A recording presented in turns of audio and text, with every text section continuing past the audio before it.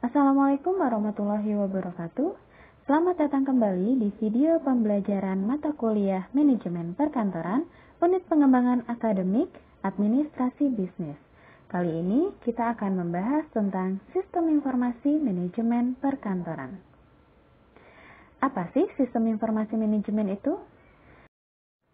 Menurut Komarudin, Sistem informasi manajemen adalah seperangkat prosedur yang terorganisasi dengan sistematik yang jika dilaksanakan akan menyediakan informasi yang dapat dimanfaatkan dalam proses pembuatan keputusan. Manfaat informasi dibagi menjadi 4. Yang pertama, perencanaan atau planning. Perencanaan atau planning adalah kegiatan untuk menentukan arah aktivitas kantor yang akan diarahkan atau dilaksanakan. Yang kedua adalah pengorganisasian atau organizing. Tujuannya adalah untuk pembagian tugas dalam ruang lingkup organisasi. Selain itu, melakukan koordinasi terhadap SDM, yang artinya adalah membagi pekerjaan agar lebih efisien, kemudian menunjuk orang yang berkompeten untuk mengerjakan tugasnya. Istilah lainnya adalah the right man on the right place. Berikutnya, fungsinya juga memastikan utilitas atau alat mesin secara optimum. Yang ketiga adalah pengarahan atau actuating.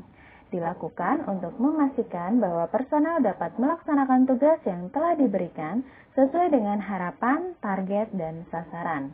Caranya adalah 1. Memberikan semangat kepada karyawan agar dapat bekerja dengan penuh agar sesuai harapan untuk mencapai tujuan yang telah ditetapkan. Yang kedua, memberikan kesempatan pengembangan diri melalui pendidikan dan pelatihan. Berikutnya, yang keempat adalah pengendalian atau controlling. Fungsinya untuk memastikan bahwa sasaran dan hal-hal yang telah direncanakan dan mengendalikan biaya anggaran kantor.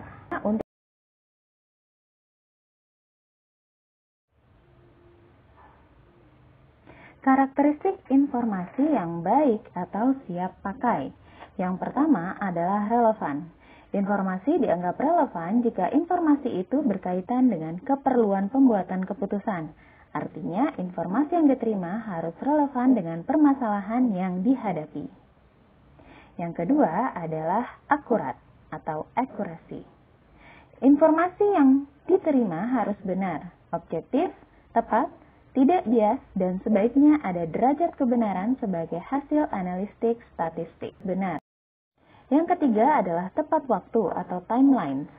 Informasi harus tersedia saat dibutuhkan. Informasi yang dihasilkan dari suatu proses pengolahan data, datangnya tidak boleh terlambat. Informasi yang terlambat tidak akan mempunyai nilai yang baik, sehingga kalau digunakan sebagai dasar dalam pengambilan keputusan, dapat menimbulkan kesalahan dalam tindakan yang akan diambil. Yang keempat adalah lengkap dan memadai. Informasi yang diterima harus lengkap, tidak boleh setengah-setengah, karena dapat menimbulkan kesalahan dalam tindakan yang akan diambil. Yang kelima, up to date. Informasi yang diterima harus terbaru, agar keputusan yang diambil tepat sasaran. Yang keenam, informasi harus dapat dimengerti. Yang ketujuh, informasi dapat diandalkan atau reliable. Informasi harus didapat dari sumber yang dapat diandalkan kebenarannya. Dan yang terakhir, informasi yang diterima dapat dibandingkan. Berikut adalah hambatan informasi bagi pembuat keputusan. Informasi yang tersedia tidak akan mendukung seseorang pembuat keputusan apabila terjadi hal-hal berikut ini. Yang pertama, informasi salah. Yang kedua, informasi tidak diteruskan atau ditutup-tutupi. Yang ketiga, informasi sulit dikumpulkan. Yang keempat, informasi sulit dicari. Yang kelima, informasi tidak jelas kebenarannya dan sulit untuk dikonfirmasi. Yang keenam, sistem penyimpanannya tidak jelas. Yang ketujuh, informasi yang dibutuhkan tidak diketahui. Yang kedelapan, kurang bertanggung jawab dalam mengumpulkan data atau informasi. Yang kesembilan, bocornya informasi penting. Dan yang ke-10, hambatan informasi adalah dana terbatas. Berikut adalah langkah-langkah bagi seorang pimpinan dalam mengambil keputusan. Yang pertama adalah identifying and defining the problem, atau mengidentifikasi dan mendefinisikan masalah. Dalam mengambil sebuah keputusan, seorang manajer harus mengerti dahulu masalah yang dihadapi. Sebuah masalah muncul ketika pencapaian organisasi kurang dari tujuan yang telah ditetapkan.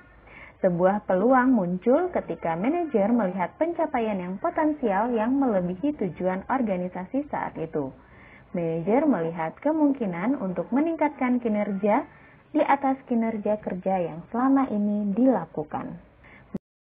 Yang kedua adalah determining alternative course of action, atau menentukan program alternatif tindakan, yaitu langkah dalam pengambilan keputusan di mana manajer menganalisis faktor-faktor sebab akibat penting yang berhubungan dengan situasi yang penting. Manajer menetapkan beberapa alternatif tindakan yang akan diambil dalam membuat keputusan.